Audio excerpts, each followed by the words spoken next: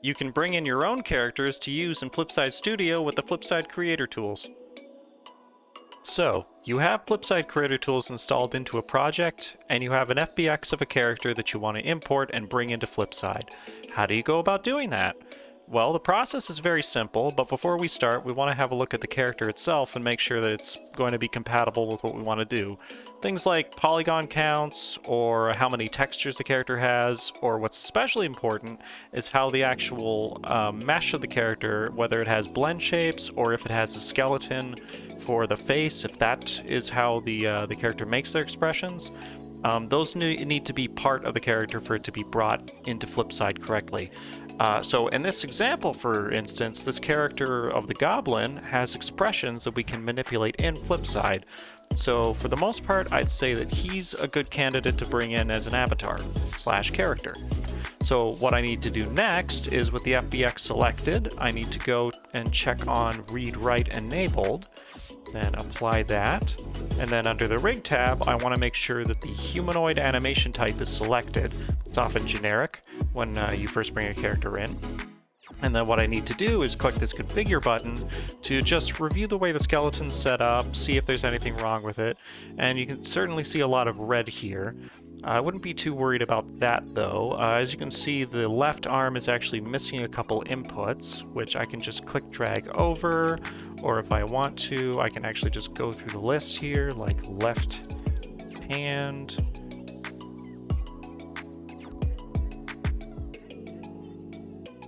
like so.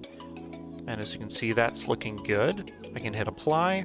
And the other thing I want to do is, after going through the list of tabs, you can leave the left eye, right eye jaw bones, as well as the shoulder bones empty.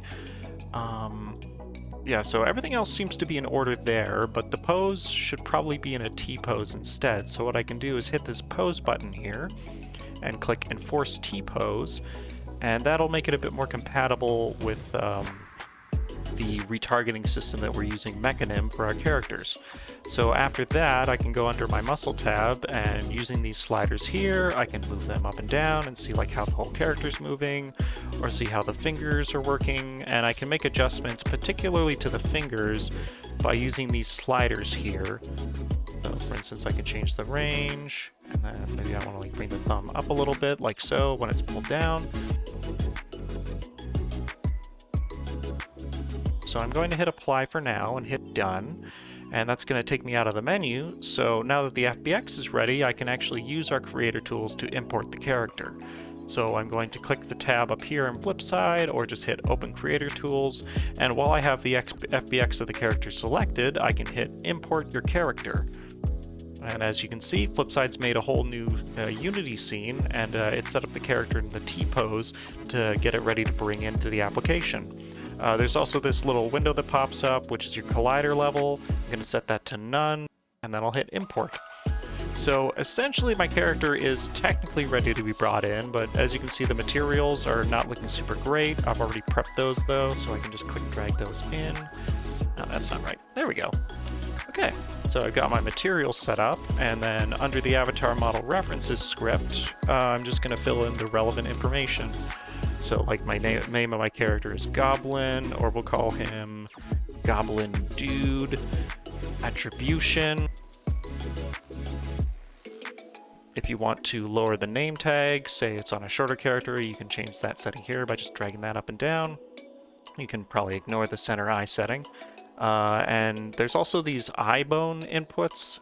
Flipside can actually rotate your eyes around, and it looks like the eye bones on this character, yeah, see, those are the eye bones that I want to use. So this IR end is the incorrect bone, so I can just drag those in.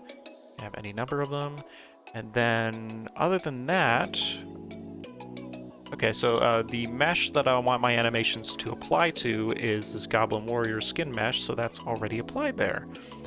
Okay, so now that that's in place, I want to set up the actual face for animating. So what I can do is I can select blend shapes or simplified blend shapes, and because this mesh, if I go here, has those blend shapes applied, you'll find it under the blend shape drops down. I can instead just go through this list here and assign the different blend shapes or combo blend shapes. So you can use like more than one blend shape to create an expression, and then I'm just filling in the different inputs until I've got everything that I need.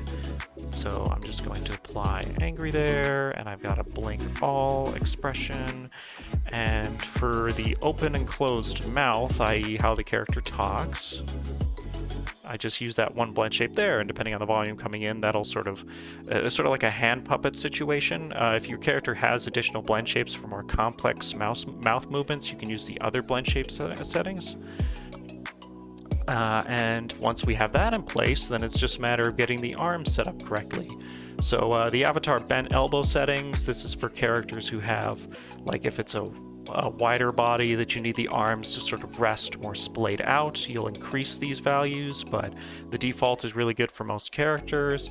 And if your character has wrist twist bones, like this guy does, and I can find that here, if I rotate the hand around, you can get some binding around the wrists, so I can use this secondary bone to fix the wrists during animation. And by clicking the button here automatically, and I'll set that to 0.6 for now because it's just how much I want that wrist to rotate to match the hands.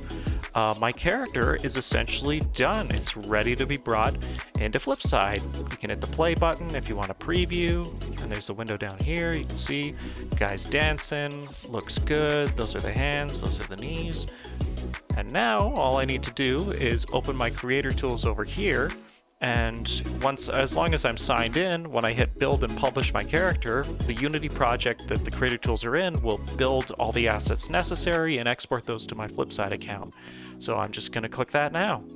And the process is usually pretty fast. On larger projects it'll take longer because of course there's a lot more assets that have to be taken into account. But because this is such a small project, I'm already done. Okay, it just has to finish uploading.